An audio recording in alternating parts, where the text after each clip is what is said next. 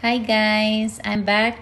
Today ang pag-uusapan natin ay yung endowment plan ni AIA Philippines. So, ang tawag namin dito is AIA A+ Signature. So, ang main benefits nito is life insurance.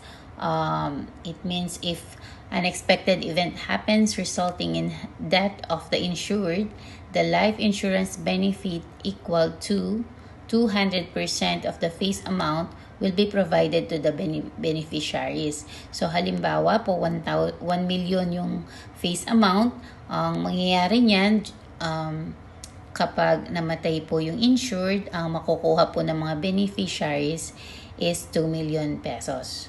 And then the other benefits is guaranteed 10% of face amount cash payout every 2 years thereafter. So ito naman, hindi mo siya kailangang hintayin na mag-65 ka pa bago ka makakuha ng pera, or hindi mo kailangang hintayin yung maturity niya para makakuha ka ng pera.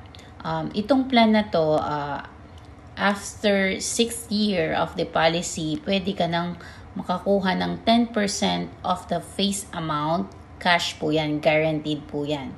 And then after every other year. So halimbawa, sa 7th year, nakakuha ka na po ng 10% ng face amount mo. And then sa 9th year, makakakuha ka ulit. And then sa 11th year, up to 100 years old. So diba, ang ganda niya. Pwede ito sa mga, halimbawa, ang mga anak nyo, kahit 0 ages pa lang, pwede nyo na silang ikuha para sa pag 7 years old sila, meron ng cash payout na marireceive na pwede nyo gamitin sa kanilang pag-aaral o sa iba pa. And then, the third one is guaranteed 200% of face amount maturity benefit. So, ito naman, pag abot ng insured ng 100 years old, makukuha niya rin yung 200% na face amount. So, bali itong plan na to, hindi nasasayang yung hulog mo dahil hindi ka namatay ng maaga, meron din naman siyang maturity benefit. Ibig sabihin, pag na-attain mo na yung 100 years old at buhay ka pa, pwede mo nang makuha yung 200% of the face amount. So kung ang face amount is 1 million, 2 million ang makukuha po. And then, flexible payment terms po ito. So, pwede siyang 5 years to pay, 10 years to pay, 20 years to pay, or up to 65 years old. Ang isa pang benefit nito ay ang non-guaranteed dividend. So, may dividend siya, kaya lang, syempre, non-guaranteed kasi depende yan sa takbo ng market.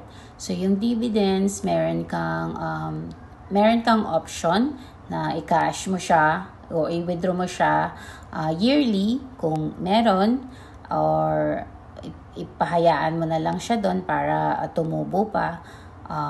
So option mo yun. Pero isa pa rin itong benefit dito sa ating AIA Plus Signature. Tignan naman natin tong illustration na to. Ayan, itong face amount ng graphic na to is 250,000. So, 250,000 yung kanyang face amount. So, ang kumuha ng plan na to is 0 age pa lang. Pagdating nung ika-6th birthday niya, meron na siyang guaranteed payout na 25,000, which is 10% ng kanyang face amount. So, kung mas malaki yung face amount po natin, mas malaki din po ang ating cash payout. And then, yung mga susunod na payout niya, so age of 8, 10, 12, 14, 16, hanggang umabot po ng 100 years old.